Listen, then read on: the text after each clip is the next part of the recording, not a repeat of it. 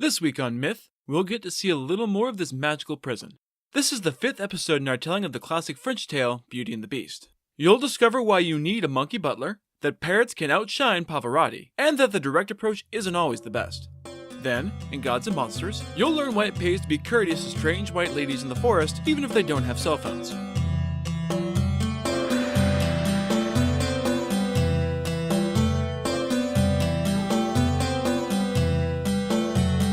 This is the Myths Your Teacher Hated podcast, where I tell the stories of cultures from around the world in all of their original, bloody, uncensored glory. Modern tellings of these stories have become dry and dusty, but I'll be trying to breathe new life into them. This is episode 39E, Only in Dreams. As always, this episode is not safe for work. When we last left our story, we met a rich merchant in a city in France whose wife had probably died, but not before having 6 sons and 6 daughters with him. Things had gone pretty well until an unlucky fire had burned everything the merchant had owned, and a series of accidents on the high seas had destroyed his business dealings. Broke and bereft, he was forced to move his family out to a tiny cottage several hundred miles away from the city that he had managed to hang on to by his fingernails. The dozen children had settled into their new routine of being poor and abandoned by everyone who had previously wanted to either flirt, befriend, or fuck them, although all but the youngest had done so with bad grace. That young woman, nicknamed Belle, or Beauty, because of her incredible looks and even better personality, had been the only one to try and make the best of the situation. 2 years into this purgatory, a message had come that one ship full of goods had arrived at port unexpectedly. The merchant had rushed off to the city to try and get some of his previously vast wealth back, but he was cheated out of everything by his former partners, and found himself having to head back in defeat 6 months later only to get lost in a blizzard. He wandered into a magical-seeming castle full of weird shit but no people and, for reasons unknown, decided that fate wanted him to have it. He had plucked a rose for his beloved Belle, the only thing she had asked for while he was gone, only to be confronted by a horrible, hideous beast, enraged at the merchant for ripping him off. The beast demanded the merchant's life, but offered to take one of his daughters in his stead, but only if she came to the castle willingly and in full knowledge of what awaited her. He warned the merchant that if he tried to flee or break the bargain, the beast would hunt down everyone he ever loved. Then, he sent the man home for a month to say his goodbyes. When his children learned what happened, the sons offer to fight the beast, and the daughters offer up Belle as a sacrifice. The merchant doesn't want to accept this bargain, but Belle is insistent. At the end of the allotted month, the beast's horse arrived as promised to take them back to the castle and their certain doom. We then took a detour out to a neighboring kingdom to meet a prince whose father had been killed around the time he was born. A neighboring king decided that a widowed single mother with a newborn infant would make an easy target and invaded, forcing the queen to ride off into battle with her army. Before leaving, she entrusted her son to the care of an old, ugly, mean-spirited but very powerful fairy to raise until the war was over. This she did for around 15 years, during which time she went all creeped down on the prince and decided that she wanted to be his wife instead of his mother, and began pressuring him to marry her. They rode out together to meet the queen since the prince insisted he couldn't wed without his mother's blessing, and he took up arms for the final battle of the war. Victory achieved, although with the villain still alive against the advice of the queen's generals because she feared for the safety of her son, they began the long ride back home. Once there, the fairy almost immediately tells the queen of her desire to marry the prince. The queen, quite reasonably, is horrified by the idea and, exhausted from nearly 2 decades in the field, she tells the fairy exactly what she thinks. The fairy doesn't take rejection well and vows vengeance, leaving the mother and son writhing in pain on the palace floor. Back in the beast's castle, Belle and her father finally arrive to a huge celebration with music and fireworks, much to their surprise. The beast is polite about receiving his victim and offers her father 2 trunks full of whatever treasure he likes from the closet in payment for his daughter. He can't exactly refuse, and so on Belle's advice he fills them up with gold, jewels, and dresses for his other daughters with the intention of keeping his new wealth secret from his children to keep them from getting greedy. They share one last meal together and, in the morning, the merchant rides off on the magical horse once more, leaving Belle alone and in the clutches of a horrid monster. Belle watched her father ride off into the distance until she could no longer make out their shapes, and then for a few minutes longer. The world dissolved into tears, and she stumbled up to the room that had been set aside as hers until such time as the beast decided it was time for her execution. He hadn't yet deigned to tell her when that would be, which only added to her torment. For a long time, she sat in her chambers, alone, weeping and lost in her memories and her dreams of her family's future without her. Belle was bone-weary, but she wasn't sure she would be able to sleep. Still, she had nothing better to do, so she dressed for bed, although it was still morning. As she pulled back the sheets, she noticed a fresh cup of hot chocolate on the bedside table. It had appeared while she was changing, although she had heard no one come in. The thought of poison briefly crossed her mind, but she decided, fuck it. The beast could kill her outright with no trouble if he wanted, so he didn't need to resort to treachery. Besides, if he did, at least this nightmare would finally be over. She downed the whole thing, which was, unsurprisingly, delicious, and settled into bed.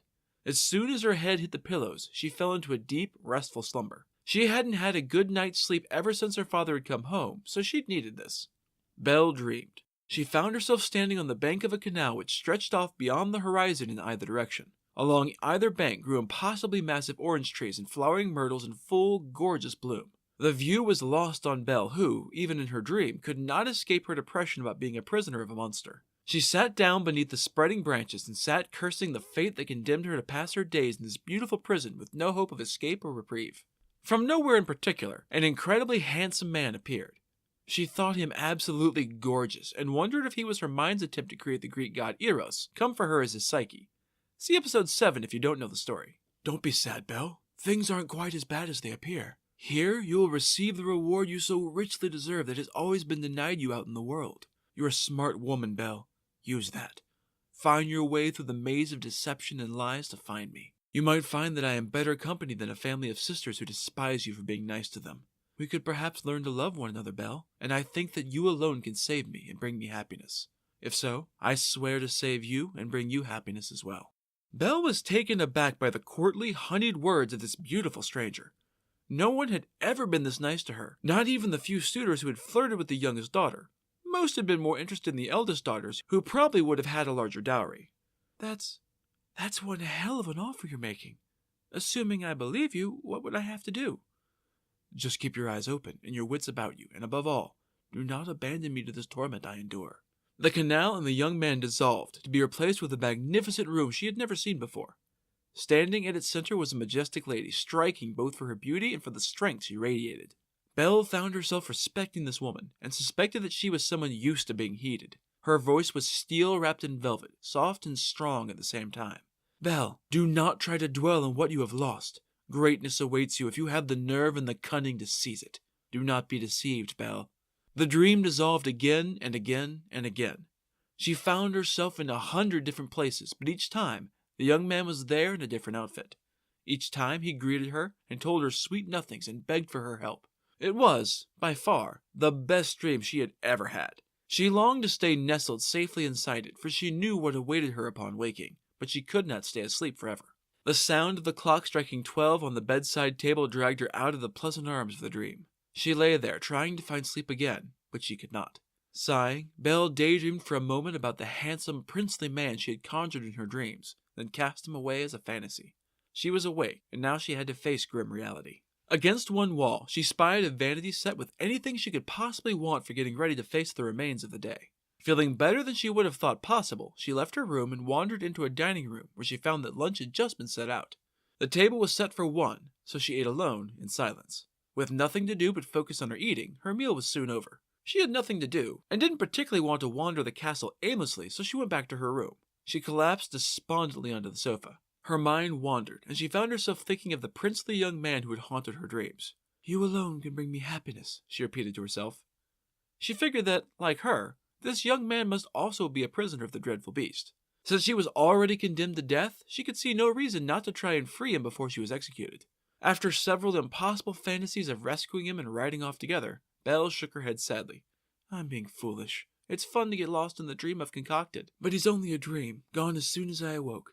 I should stop wasting time thinking about my stupid dream and focus on trying to pass whatever time I have left here. There's no sense in sitting around depressed for the last days of my brief life. Belle forced herself off the sofa and decided that maybe she did indeed want to wander the castle for a bit. She didn't think she could sleep again so soon after waking anyway. In spite of herself, she found herself absolutely enchanted by the place. Every room she explored was breathtakingly beautiful and sublimely impressive. The first room she found was decorated floor to ceiling with countless ornate mirrors. It was eerie but magical to see herself multiplied all the way to infinity on every side as she walked through. In another room, she found an exquisite bracelet hanging from an ornate chandelier. On the walls there, she found several masterful paintings, including one of a handsome young knight. Belle felt like the breath had been knocked out of her. She knew this knight. It was impossible, but it was the young man from her dreams. She was certain of it. As much as she had tried to put him out of her mind, he had lingered there, and his features were engraven on her mind's eye. She couldn't fail to recognize his face when she saw it again. But how? Maybe this was what he had meant by telling her not to be deceived? Maybe he'd meant that she shouldn't be tricked into thinking he was just a dream? On an impulse, she snapped the bracelet on her wrist. She didn't know if this was allowed or not, but she didn't care. She'd found it in a strange place right next to his impossible portrait, and wearing it made her feel closer to him. From there, she headed into what turned out to be a huge gallery of incredible paintings.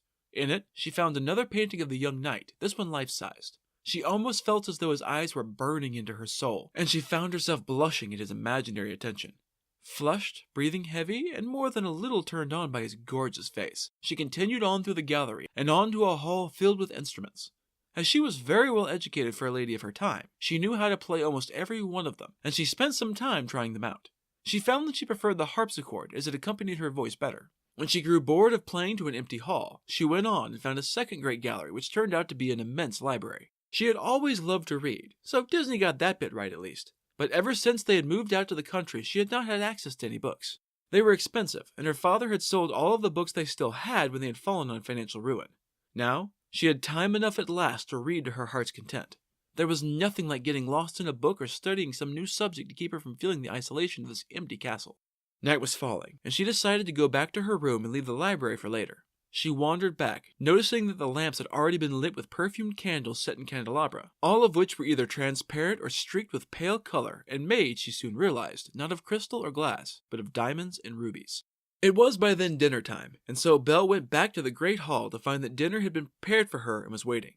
Again, the meal looked exquisite, and again, no human was there to speak with her. Her father had warned her about the odd emptiness of the castle and its lack of any visible servants, but she found herself adjusting to the solitude.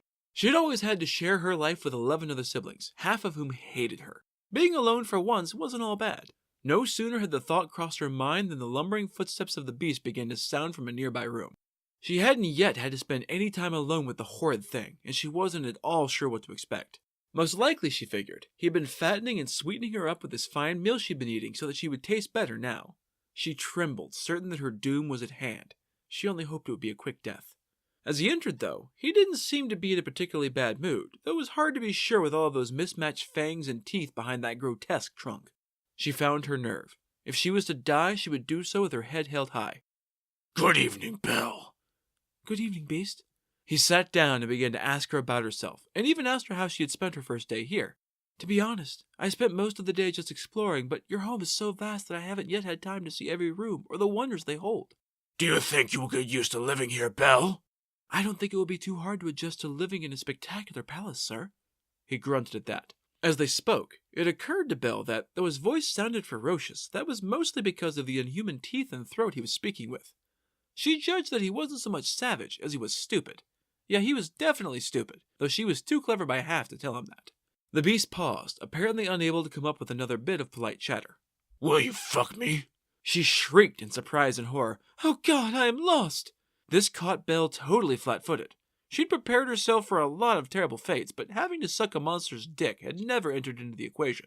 All of her terror, which had subsided during the meal, rushed back. He was massive, and if he wanted to rape her, she knew there was nothing at all she could do to stop him. Still, he had asked at least. "Answer the question, Belle! Yes or no?" She knew the answer he wanted, but she decided she'd rather die than be intimidated into losing her virginity to a literal monster. "No, Beast." He stood abruptly at her answer, and she quailed, expecting rage, but he simply nodded to her. "Since you will not take me to your bed, I shall go to my own. Good night, Belle." Belle sat shivering at the table for a long time after he left. She was relieved, but she didn't know whether to trust her relief. Nothing about the situation made sense. The beast had clearly wanted one of her father's daughters as a sex toy, which is why he hadn't killed the merchant, but then why wasn't he just taking what he wanted?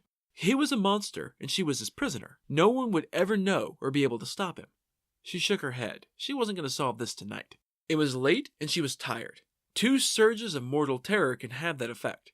She headed back to her own room, grateful not to encounter her captor, and went to bed. Again, Belle dreamed. Almost as soon as she closed her eyes, she found herself looking at her handsome knight, and her heart fluttered. He took her hand gently in his. "It is wonderful to see you again, Belle. It gives me some small comfort in this wretched place." She opened her mouth to reply, but the scene shimmered and shifted around her. She saw the man offering her a crown, then she saw him bowed at her feet and weeping, though from sorrow or from joy she could not tell. The scene kept shifting throughout the dream, wavering between deep joy and abject sorrow, and she wasn't sure if it was her own mind doing this or the knight, who she had decided must be a prince. It turns out that she's right because, in case you haven't guessed already, this handsome young man is the prince from our last episode, sent to suffer as the beast's captive. When she woke, Belle worried that she was going mad. Was the man in her dreams really the man from the portraits?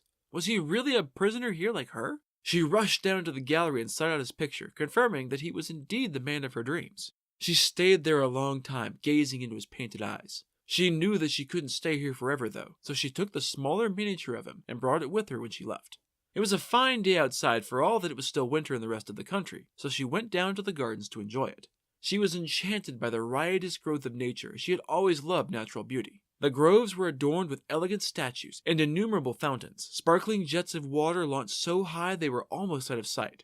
They could have given the Bellagio fountains in Las Vegas a run for their money. What surprised her, though, was that so many of the spots she had found seemed eerily familiar. She was sure that here and there she recognized places where she and her beloved prince had spent time together in her dreams. When she reached the canal bordered with orange trees, she became certain. Here, then, was further proof that her dreams were more than just dreams.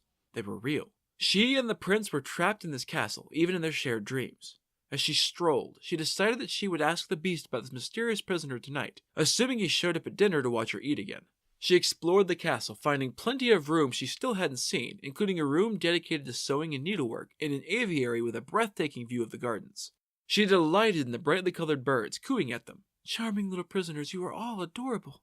I wish you were closer to my room so that I could hear you sing when I woke up each morning." She whistled and laughed at the pretty little birds and went to the next room, which was her own bedroom.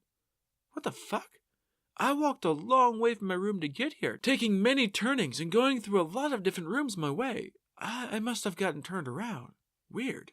She noticed that part of the wall was retractable, so she could open it to hear the birds or leave it closed and have peace and quiet. She resolved to pay closer attention to where she was going so as not to get lost again and continue to ramble. She found another aviary, this one filled with parrots instead of songbirds. They squawked at her and spoke to her. "Quack! Good morning! Quack! Polly want a cracker! Quack! Give us a kiss, pretty lady!" As if to outshine these first three, other birds sang opera or recited poetry to her. Like the songbird aviary, there were no cages in the room, and the brightly colored birds flocked around her, completely docile and friendly. Although she knew it was just mimicry, very advanced mimicry, she still delighted in having someone to talk to. The solitude was weighing heavy on her. She asked them questions and received witty, cogent replies. She found one who was her clear favorite, but when she told him that, the others cried and complained so loudly that she had to console them with coos and pets. It took finally promising them that they could come see her whenever they wanted for them to settle down. In another nearby room, she found maybe her favorite room yet, the monkey house. There were monkeys and apes of all sizes, from teeny tiny to almost as large as the beast. As she entered, they approached her as a group and bowed.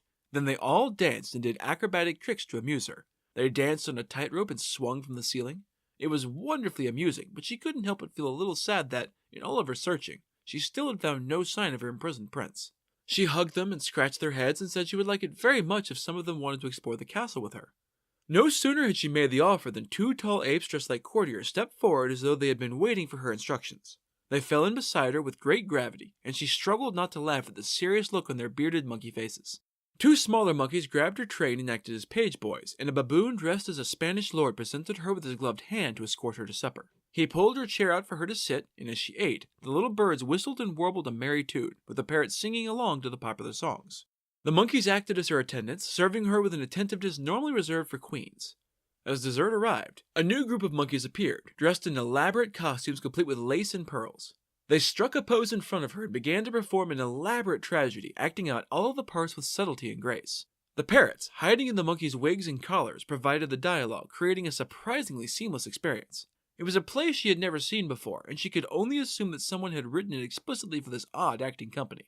When the play and dessert were over, the actors all bowed theatrically, and one monkey advanced to offer her gracious thanks for her patronage for their show. She thanked them in turn for the entertainment, and they left her alone with her servant monkeys. Her delight was not to last, however. Soon after the monkeys left, she heard the booming thuds of the approaching beast. He again asked her about her day, going through almost the exact same list of questions and comments as the day before. The conversation petered out again, and again he asked her to fuck him. Again she said no, and he accepted her rejection and went to bed. It was only after her lady apes of the bedchamber began to help her undress and ready for bed that she realized she had forgotten to ask the beast about her nightly visitor. Tomorrow, she told herself, knowing she was lying. She wasn't yet ready to have this little fantasy with her prince end, and she feared what the beast would do if he found out she was mooning over the only other man in the castle, and his prisoner to boot. Tomorrow.